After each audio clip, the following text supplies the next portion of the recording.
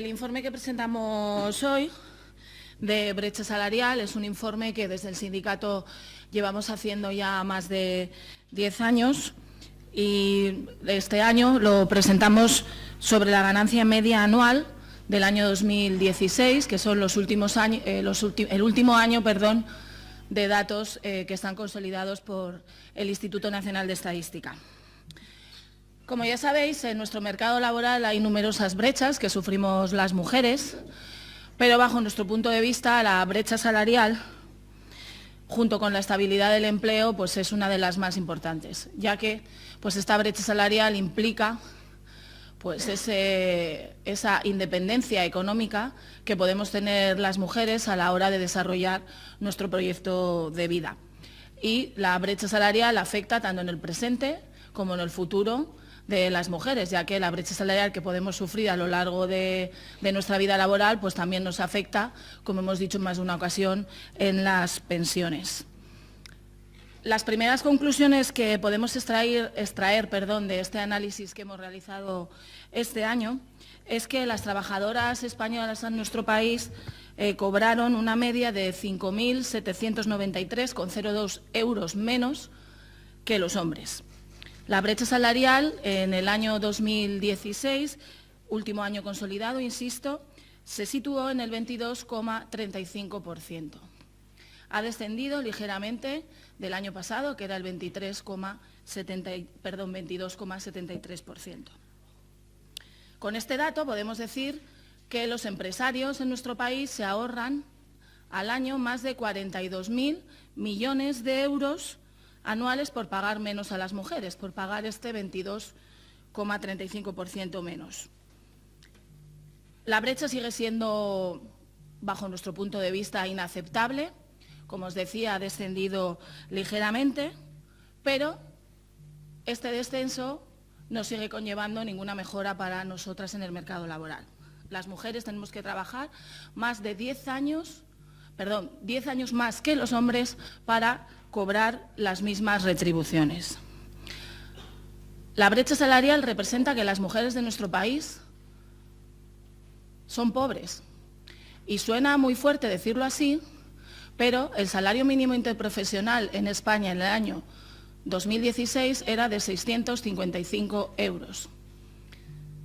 De estas mujeres, de este salario, el 68%, lo cobraban las mujeres.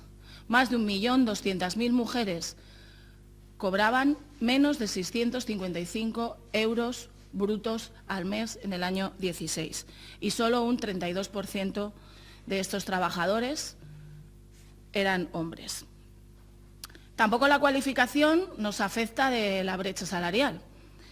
Mayor formación, que poco a poco vamos teniendo las mujeres, no es sinónimo de menos brecha. Y tampoco es sinónimo de menos brecha el tipo de contratos a los que estemos acogidos las mujeres. Contratos indefinidos tienen más brecha, por ejemplo, que los contratos temporales. Y tampoco disminuye la brecha si tenemos en cuenta la jornada de trabajo de las mujeres. 3 de cada 4 jornadas a tiempo parcial en nuestro país están desempeñadas por mujeres, que perciben menos de 713 euros al mes. Y también otro dato.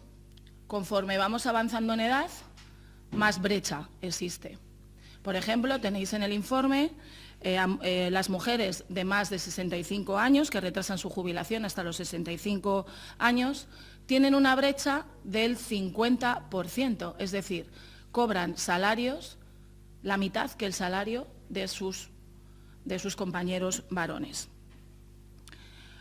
Como veis, hemos analizado la brecha de distintos ámbitos. Hemos analizado la brecha por tipos de contratación, por tipos de jornada, hemos analizado la brecha por rangos de edad y también hemos querido analizar la brecha por sectores.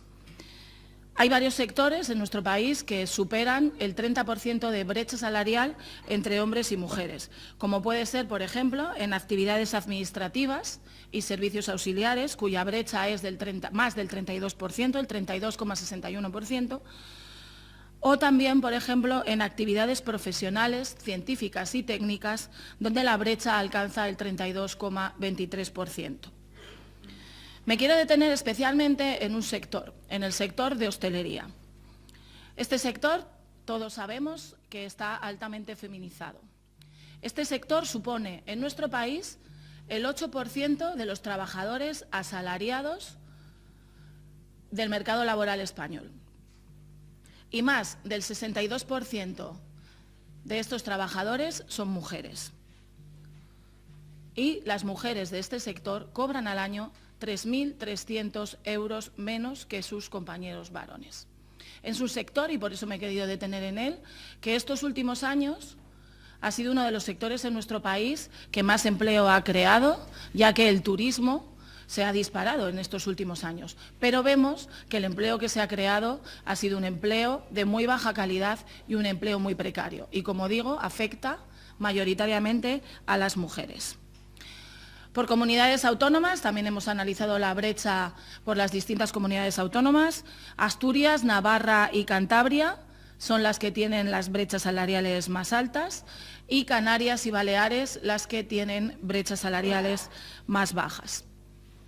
Hablando de valores absolutos, en Extremadura se perciben los salarios más bajos por parte de las mujeres, 17.300 euros brutos, y en cambio las mujeres de Madrid y Euskadi reciben los salarios más altos de 23.400 euros brutos.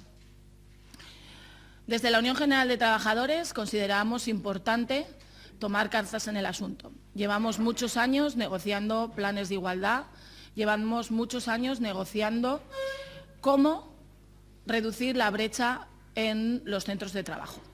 Esto es muy complicado, ya que tenemos enfrente a unos empresarios que la primera respuesta que obtenemos cuando hablamos de brecha salarial en su empresa, lo que nos dicen es: en mi empresa no existe brecha salarial. Luego, obviamente, si conseguimos que los empresarios nos faciliten todas las cuantías salariales de la empresa, pues siempre les hemos demostrado que en las empresas de nuestro país existe la brecha salarial que os he ido detallando. También es verdad que gracias a este fruto, gracias a esta negociación, a la acción sindical que venimos haciendo los sindicatos desde hace muchos años, ha descendido esta brecha salarial en 13 de los 18 grandes secciones de actividad.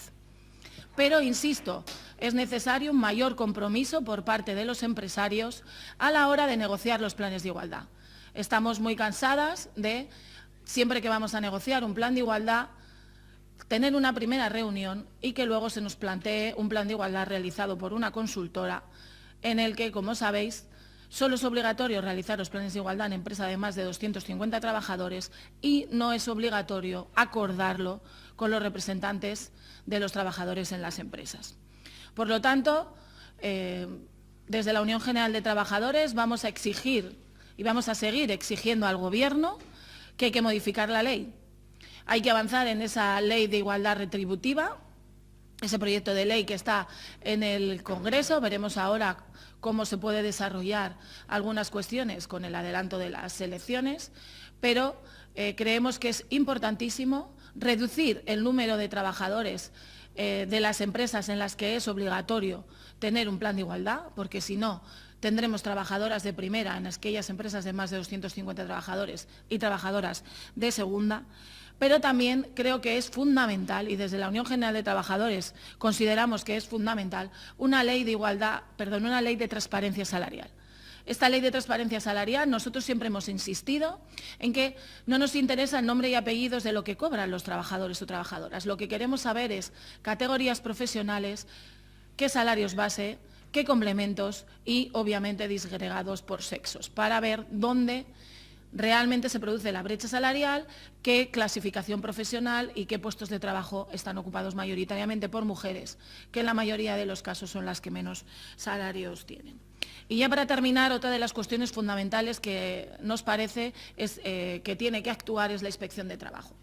Siempre insistimos en que la Inspección de Trabajo tiene que tener esas herramientas para poder acceder a las empresas y para tener todos estos datos que estamos diciendo. Y la Inspección de Trabajo en este caso está atada de pies y manos, porque es muy complicado en una empresa ver realmente si existe discriminación a la hora de contratar mujeres o si las mujeres en esa empresa cobramos menos. ¿Por qué? Pues porque la Inspección de Trabajo está saturada de trabajo, valga la redundancia, y porque para poder analizar esto en las empresas, los inspectores o inspectoras tienen que realmente estar formados en estas cuestiones para poder detectar si se está produciendo esta discriminación. Y por último, si esto no supone que exista una sanción a la empresa, lo cual no está tipificado en la Ley de Igualdad, pues daría igual, la Inspección de Trabajo abrirá una infracción, pero en el fondo la empresa hará muy poco o nada. Por eso queremos insistir desde la Unión General de Trabajadores en la importancia de esta Ley de Transparencia Salarial para poder abordar de una vez por todas esta brecha en la que consideramos que es inaceptable que las mujeres de nuestro país sigamos cobrando un 23%, casi un 23% menos que nuestros compañeros que tenemos trabajando al lado.